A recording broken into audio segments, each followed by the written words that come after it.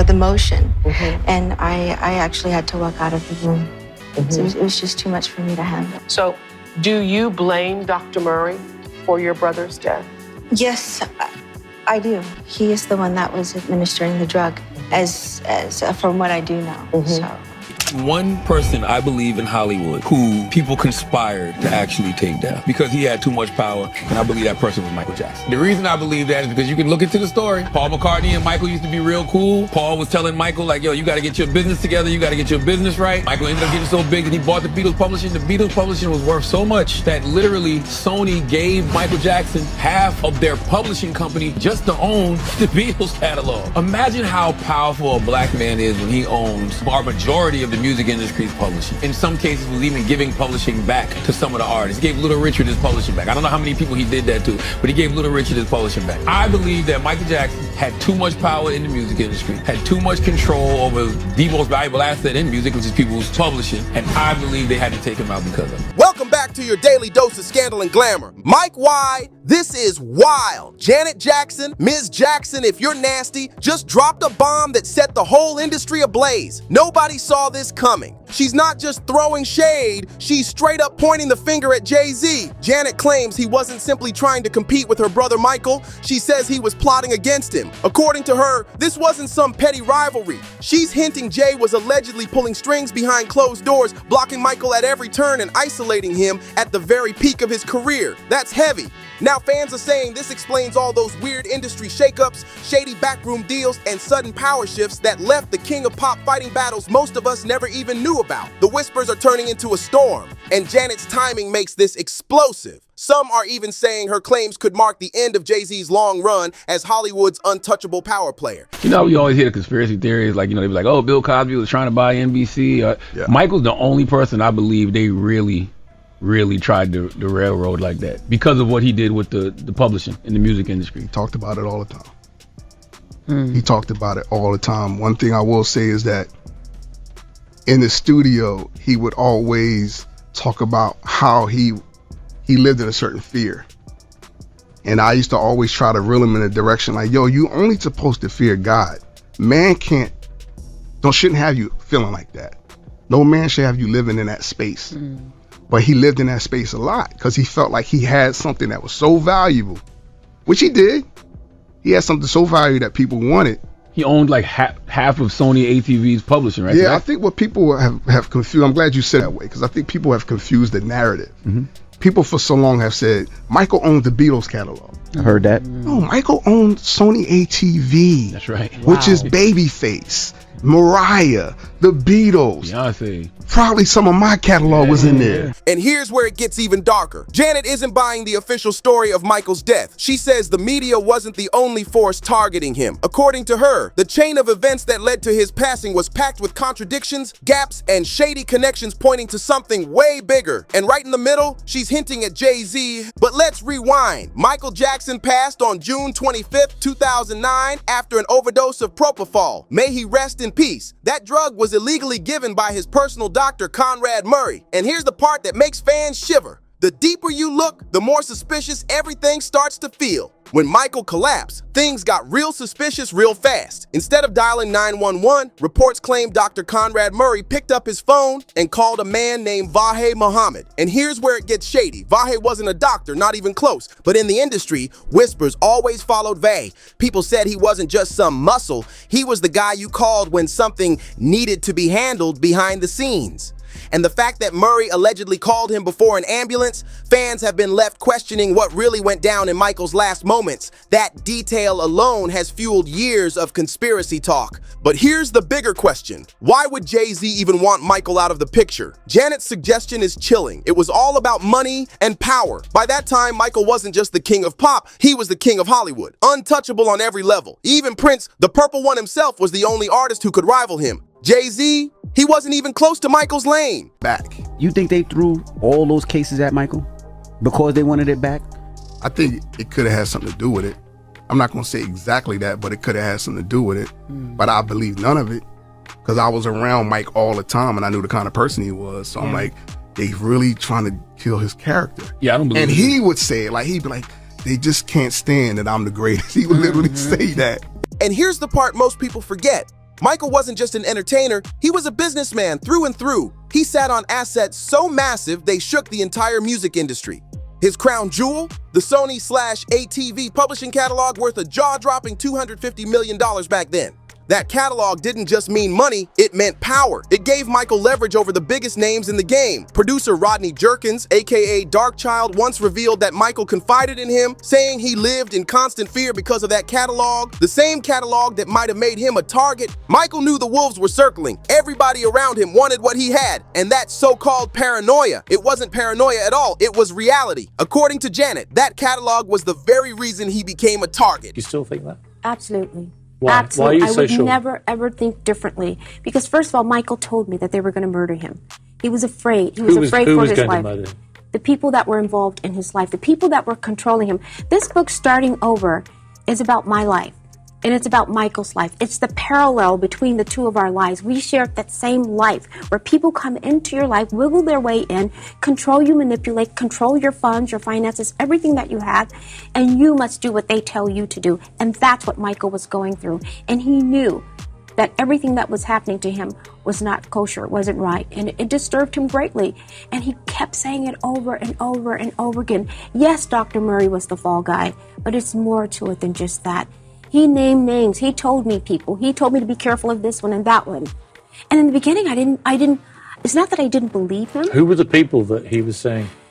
People that surrounded themselves around him. People that worked with him. People that were with him the last days. Any specific name? Michael wasn't capable of doing these shows that he was supposed to do. Michael only agreed to do 10, and it's because they had him on such a tight... When producer Rodney Jerkins, better known as Darkchild, was asked whether the cases against Michael were tied to his power in the industry, he didn't dodge. He hinted straight up that's exactly what was happening. Those accusations weren't random scandals, they were part of a bigger machine. Darkchild suggested that the media's obsession with branding Michael as a predator didn't come from nowhere. He said it smelled like orders from the top. And he didn't mince words either. He said it made no sense that Michael was accused in the first place, calling it crazy. Darkchild spoke with conviction, insisting he never once believed it, because he was there. He lived it. He saw how Michael moved, who he surrounded himself with, and how he carried himself day to day. From his perspective, those accusations weren't truth. They were weapons. Darkchild spent years defending Michael Jackson because he swore he knew the real man. He wasn't just blindly loyal. He was surrounded by insiders who trusted Michael, who believed in him, and who stood by him when the world turned its back. But Darkchild also admitted he often felt like he was standing alone against the tide.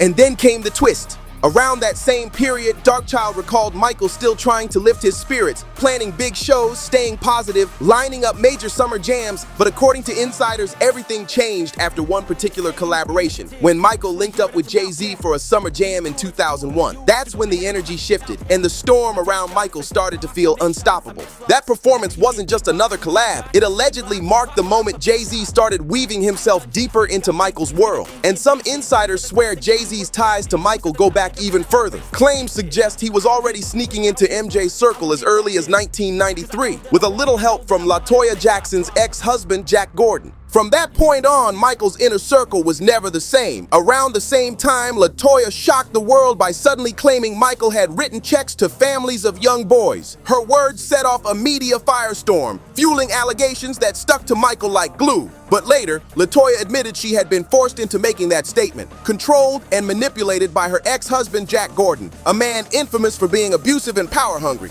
But here's where it gets darker. According to industry whispers, this wasn't just messy family drama. Insiders say the whole situation was orchestrated from the shadows by none other than Jay-Z. With their reach, influence, and motives, they allegedly had every reason to flip Michael's world upside down. And the timing of LaToya's claims, it wasn't random. It looked like it was planned.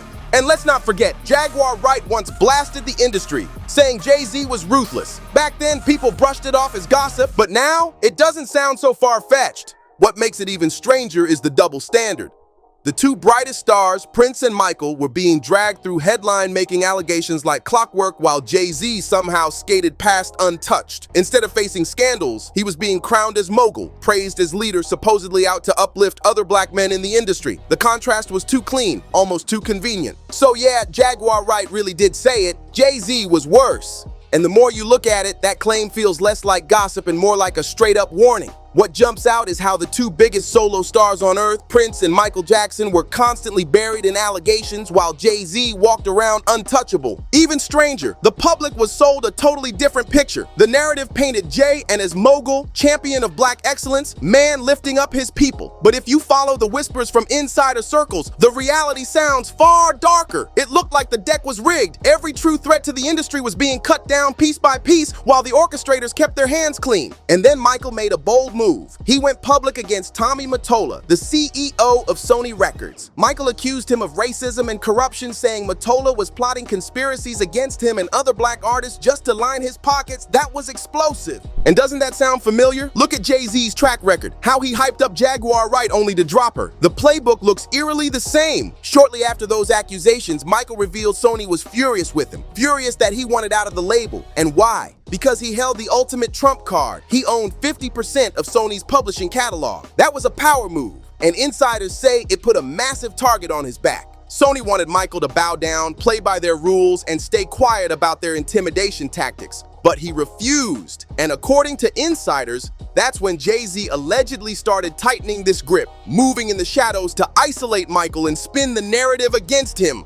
Michael was ready to walk away from Sony as a free agent, and that's when the whispers got louder. Allegedly, Jay-Z was promised something in return if he helped push the conspiracy against Michael. If that's true, it would explain why the pressure suddenly turned so extreme. And here's where it gets dark. Remember Jack Gordon? Well, buckle up, because his role is twisted. Gordon reportedly forced LaToya Jackson into marriage, not for love, but for control. Insiders say he wanted access to her life and ultimately to Michael himself. According to Janet, her sister was being manipulated and brainwashed by Gordon, who convinced her that her own family was plotting to kidnap her. The manipulation was next level, and it didn't stop there. Gordon allegedly arranged a press conference where LaToya claimed she had proof of Michael's so-called predatory activities. Under his control, she even demanded $500,000 from the highest bidder for this so-called evidence. Can you imagine selling out your own brother under someone else's orders? The level of control and exploitation here is unreal if it's true.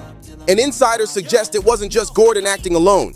This was part of a much bigger network, one that allegedly tied back to some of the most powerful names in music, including Jay-Z. Eventually, the truth came out. LaToya never had anything real. She had been forced into those statements by Jack Gordon. Not long after, she divorced him and revealed the full nightmare she had endured. He repeatedly hit her with household objects, kept her isolated from her family, and controlled her every move like a puppet master. But here's the thing, these weren't just wild rumors floating around. According to insiders, they were part of a cold, calculated plot designed to shatter Michael Jackson's reputation and ultimately strip him of his empire. And who do they say were the masterminds behind this? None other than Jay-Z. Now, the way these stories are crawling back to the surface is suspicious and very telling. More hidden truths are being cracked wide open. Each new bombshell makes the alleged plot against Michael look even darker. Fans are connecting the dots, and what they're seeing is shaking them to their core. But here's the chilling detail that got brushed over earlier. Fahim Muhammad had only started working as Michael Jackson's head of security about 10 months before Michael's death. That alone raises eyebrows, because before that, his name was nowhere in Michael's inner circle. It almost feels like he was suddenly planted there, without Michael even realizing it. And according to Janet, the distance between her and Michael in those final weeks wasn't natural. It wasn't by choice. She says she wasn't allowed near him. Michael was working non-stop in 2009, gearing up for his big comeback. But when the tragedy struck, not even his own family was close. The only people around him, Fahim Muhammad and Dr. Conrad Murray. When you connect those dots, the picture gets disturbing. It looks like Michael's inner circle was being carefully controlled, with outsiders and even family locked out during his most critical moments. And it can't just be a coincidence that one of the very last people to see Michael alive had deep ties to Jay-Z. It seems like the people who wanted Michael gone made sure he was isolated, stripped of his support system, and left surrounded only by those who could keep him in check. Janet revealed the last time she saw her brother was just 2 days before her birthday, about a month before he passed. And when the call came that he had been rushed to the hospital, she was at home completely powerless, robbed of the chance to be there in his final moments. The more you piece this together, the harder it is to see it as coincidence. Every move around Michael in those final months feels like it was carefully orchestrated to keep him cut off, vulnerable, and ultimately alone when it mattered most. One thing that felt completely out of place was how Michael's own family wasn't even kept in the loop about how serious things were. Janet revealed that the next thing she knew, her brother was already gone. No warning, no chance to say goodbye. The lack of communication, the timing, the way he was isolated, it all raises chilling questions about who was really controlling the narrative in those final hours. It didn't look natural, it looked staged. And then came another bombshell. Janet exposed how the people who forced their way into Michael's inner circle allegedly made him dependent on pills. Every time his family tried to step in, Conrad Murray brushed them off, insisting he knew what he was doing. He told Michael he didn't need anyone else's input. That kept the family powerless and pushed Michael deeper into the trap. Janet said that while Michael understood his family was trying to help, he felt like he couldn't fight back. Just like LaToya had been manipulated, Michael himself was being brainwashed. Conrad Murray constantly repeated that everything was fine, that nothing was wrong. And over time, Michael slipped into denial. He couldn't even see the danger closing in around him until it was too late. Janet made it crystal clear. She fully blamed Conrad Murray for her brother's death, but she also hinted it was bigger than just one man. She suggested that the same people who controlled Michael's habits were also controlling his image and public appearances, and that could explain why his look kept changing so drastically every time he stepped out in public. Some fans even speculated those changes weren't random at all, that they might have been part of humiliation rituals designed to break him down, silence him, and make sure he couldn't speak for himself anymore. By that point, Michael wasn't just isolated, he was trapped inside an image built by others. In his final years, Michael was kept hooked on pills, cut off from his family, and stripped of control over his own money. Janet placed the blame squarely on Conrad Murray, but LaToya took it even further. When she was asked if Murray was truly responsible for Michael's death, she didn't hesitate. She said he was just the fall guy, part of a much larger plot that had been orchestrated against her brother. The thought that Michael's death might have been part of a carefully planned scheme makes this story darker than anyone ever imagined. And here's the kicker. Michael himself saw it coming. He warned his sisters repeatedly that he was being followed, that people were plotting against him. Now with a man as famous as Michael, it wasn't shocking for him to feel threatened. Crowds and chaos followed him everywhere. He literally had to stage fake shopping trips just to feel normal. But his warnings weren't about fans. The way he spoke, the intensity of it, it suggested forces far more sinister were watching his every move. And here's where it all comes full circle.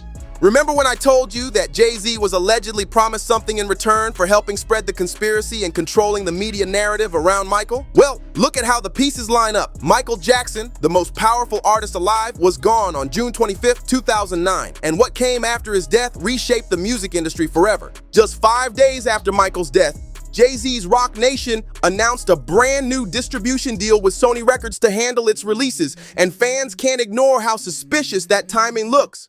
Was this the play all along? If so, it raises a chilling question. Is this how they've allegedly been operating with black music legends for decades, using power moves and backroom schemes to tighten their grip?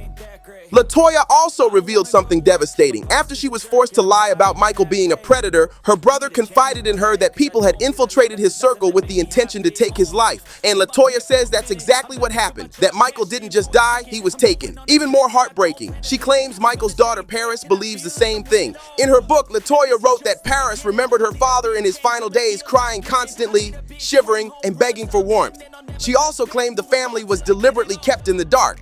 Phones were even cut off so they couldn't reach him. Allegedly, the ones controlling that access were Conrad Murray and Fahim Muhammad, the same men at the center of all these suspicions. And years later, Paris herself admitted she still hopes for answers about the people she believes robbed her of her father far too soon. If the family keeps repeating the same story, that something was off, that it felt like a setup, how long can people keep calling it coincidence? Looking at the timeline, the contradictions, and the shady moves, it's hard not to see that something went terribly wrong. Conrad Murray may have been painted as the fall guy, but if these revelations are true, the real masterminds are still hiding in plain sight. And that brings us here, Janet Jackson ripping back the curtain on what could be one of the biggest conspiracies in music history. Allegedly, Jay-Z, the media, and a whole network of powerful players worked behind the scenes to isolate Michael, control him, and even manipulate those closest to him. Whether you believe every word or not, the way these pieces line up is terrifying. Michael Jackson may have left this world on June 25th, 2009, but the questions surrounding his death and the forces that may have played a role are far from over. And if you enjoyed this video, don't forget to like, subscribe, and share to stay in the loop with all the latest tea. Hit that notification bell so you never miss an update, and I'll catch you in the next video.